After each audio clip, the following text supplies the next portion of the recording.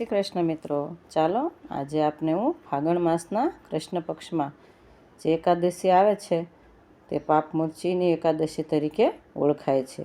તો તેનું મહાત્મય, તે ક્યારે કરવાની રહેશે તેમજ તેની કથા સંભળાવું છું. આમ તો આપણા હિન્દુ ધર્મમાં ઋષિમુનિઓએ સારા માર્ગે ચાલવા, જપ, તપ, વ્રત, ઉપવાસ વગેરેનું ખૂબ જ મહત્ત્વ સમજાવ્યું છે. તેમાં પણ ઉત્તમ ફળ આપનારા અને શ્રેષ્ઠ વ્રત તરીકે એકાદશીને ગણાવ્યું છે. દરેક સનાતનીએ આમ તો એકાદશીનું વ્રત અવશ્ય જ કરવું જોઈએ, કારણ કે એકાદશી સ્વયં ભગવાન વિષ્ણુના અંગમાં જ ઉત્પન્ન થઈ છે. તેથી ભગવાન વિષ્ણુની અતિશય પ્રિય તિથિ છે અને એકાદશીના સ્વામી પણ ભગવાન વિષ્ણુ છે. એકાદશીનું વ્રત કરનાર આ લોક તેમ પરલોકમાં પણ ખૂબ જ ઉત્તમ સુખ ભોગવે છે. 12 માસમાં 24 એકાદશી તેમજ અધિક માસની 2 એમ કરીને કૃષ્ણ પક્ષ તેમજ શુક્લ પક્ષની કુલ 26 એકાદશીઓ આપણા સનાતન ધર્મમાં કરવામાં આવી છે. તેમાં દરેક એકાદશીને પોતાનું આગવું અને અલગ મહત્ત્વ છે. એકાદશીના દર 15 દિવસે એકવાર આવે છે, તો એકાદશીનો દિવસને ઉપવાસ કરવો જરૂરી છે. જો ના થઈ શકે તો એક ટાઈમ ભોજન કરીને પણ કરી શકાય. બને ત્યાં સુધી અનાજ અને ચોખાનો ત્યાગ કરીએ તો વધારે સારું. ફળાહાર કરીને અથવા એક ટાઈમ ભોજન કરીને પણ કરી શકાય. જો શરીર સાથ ના આપે તો ઉપવાસ ન કરવો, પરંતુ આ દિવસે ભગવાન શ્રીહરિ કે જે પૃથ્વીપતિ તેમજ શ્રીપતિ એટલે કે લક્ષ્મીપતિ છે તેનું પૂજન અવશ્ય કરવું. એકાદશીના સ્વામી પણ ભગવાન વિષ્ણુ છે, તેથી આ દિવસે માતા લક્ષ્મી સહિત વિષ્ણુ ભગવાનની પૂજા કરવી.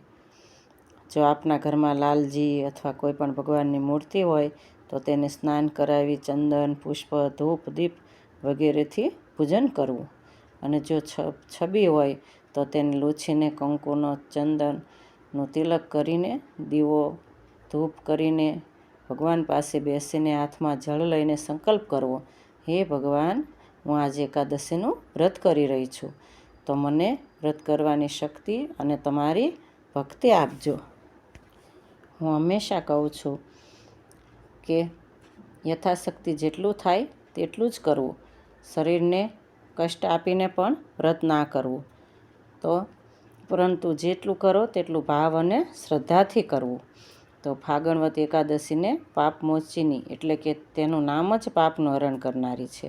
તો આપણાથી અજાણે જાણે કોઈ પણ પાપ થયા હોય તેનું એકાદશીનું વ્રત કરવાથી નાશ થાય છે. અને આપણે ઘણી મહેનત કરવા છતાં સફળ ના થઈએ અને દુઃખો આવ્યા જ કરે તો સમજવું કે આપણા આગલા કર્મોનું ફળ છે. તો આગળના પાપોનો પણ નાશ થઈને આપણા દુઃખોનો નાશ કરનારું ઉત્તમ વ્રત છે. તો જાણી લઈએ એકાદશીનું વ્રત ક્યારે કરવાનું રહેશે.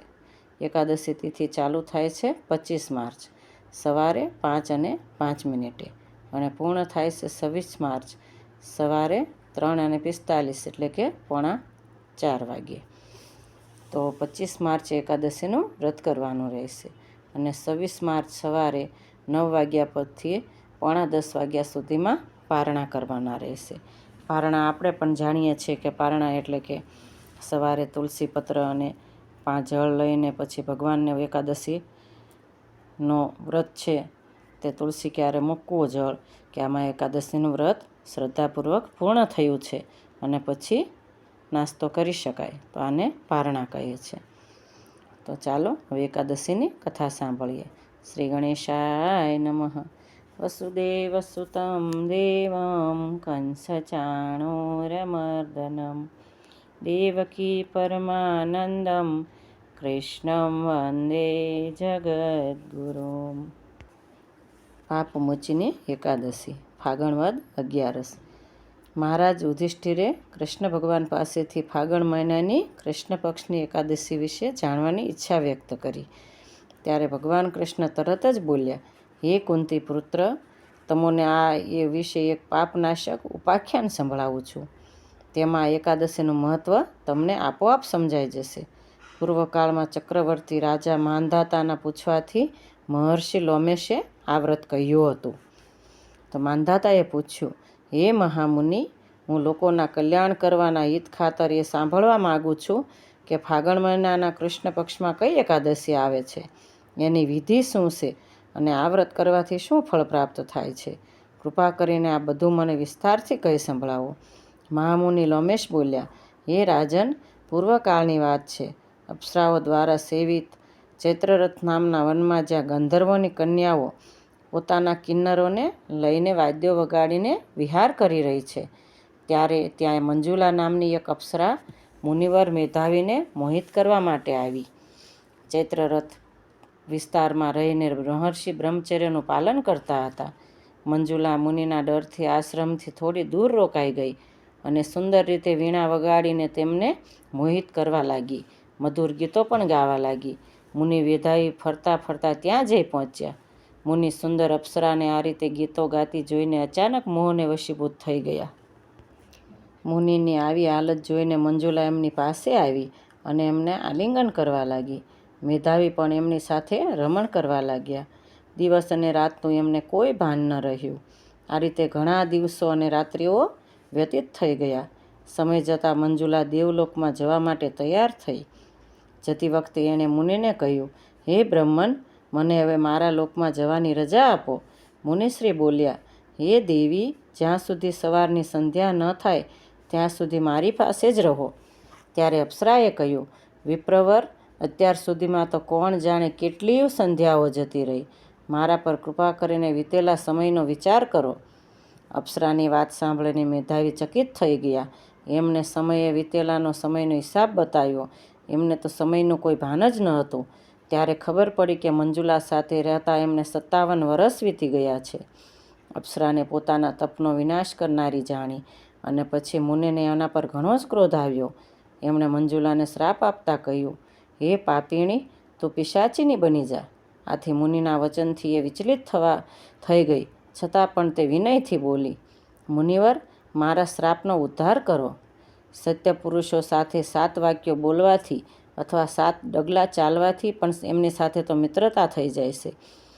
તો હે મુનિવર, હે બ્રહ્મન, હું તો આ અનેક વર્ષો સુધી આપની સાથે રહ્યું છું.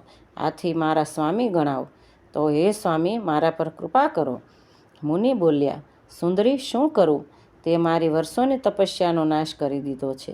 છતાં પણ સાંભળ, ફાગણ માસના કૃષ્ણ પક્ષમાં જે શુભ એકાદશી આવે છે તેનું નામ પાપ મોચની છે. એ શ્રાપમાંથી મુક્તિ અપમાવનારી તથા બધા જ પાપોનો નાશ કરનારી ઉત્તમ એકાદશી છે. હે રૂપિણી, એનું જ વ્રત કરવાથી તારું પિશાચપણું ચોક્કસથી દૂર થઈ જશે.